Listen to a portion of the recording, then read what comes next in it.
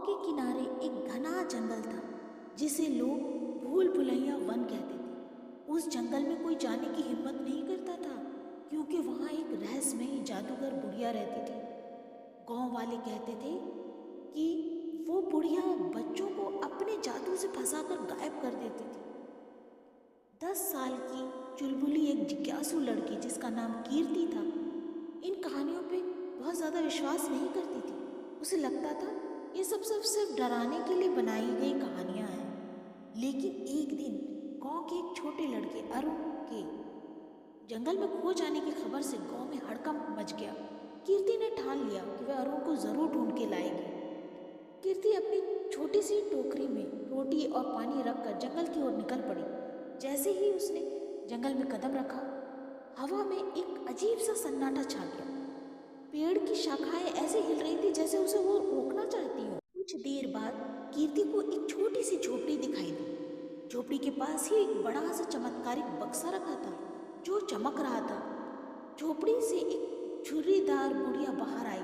उसकी आंखें चमकदार और आवाज बहुत डरावनी थी। बुढ़िया ने हंसते हुए कहा, तुम यहाँ क्यों आई हो छोटी लड़की? कीर्ति ने बिना डरे कहा, मैं अपने दोस्त अरुण को ढूंढने आई हूँ। उसे लौटाने के लिए तुमसे कुछ भी देने को तैयार हूँ। बुढ़िया मुस्कुराई और बोली, तुम्हारी हिम्मत की दाद देती हूँ, लेकिन अरुण को पाने के लिए तुम्हें मेरी चमत्कारिक बक्से की परीक्षा पास करनी होगी।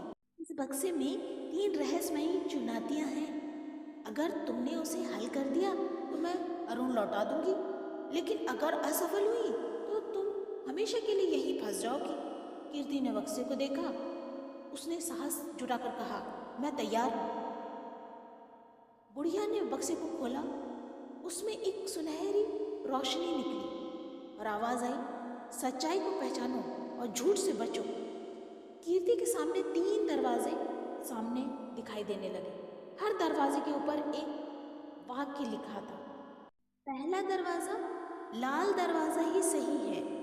दूसरे दरवाजे पे लिखा था, हरा दरवाजे के पीछे खजाना है। तीसरे दरवाजे पे लिखा था, नीला दरवाजा झूठा है।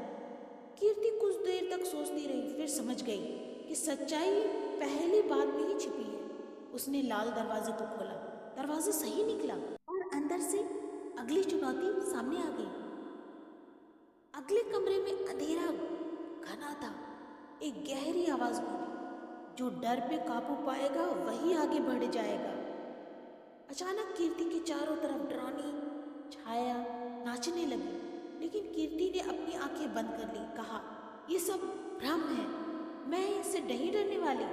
जैसे ही उसने ये कहा, अंधेरा छट गया और रोशनी फैल गई।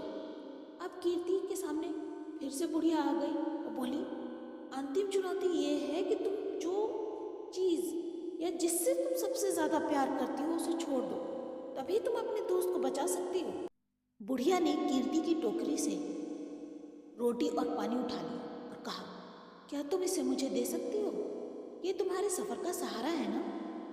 कीर्ति ने बिना हिचकिचाए कहा, अगर मेरे दोस्त की जान बच सकती है तो मैं सब कुछ देने को तैयार हूँ। जैसे ही कीर्ति ने रोटी और पानी छोड़ने की हामी भरी, बुढ़िया ने मुस्कुराते हुए कहा, तुमने अपनी बुद्धिमानी, साहस और दूसरों के लिए त्याग की ताकत से साबित कर दिया और तुमने सारी चुनौतियों को पार कर लिया।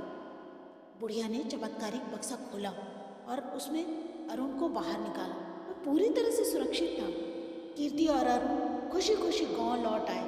अब गांव वालों को भी समझ में आ गया कि बुढ़िया कोई खतरनाक जादूगर नहीं थी, बल्कि वो लोगों की अच्छाई को परखने वाली एक परी थी।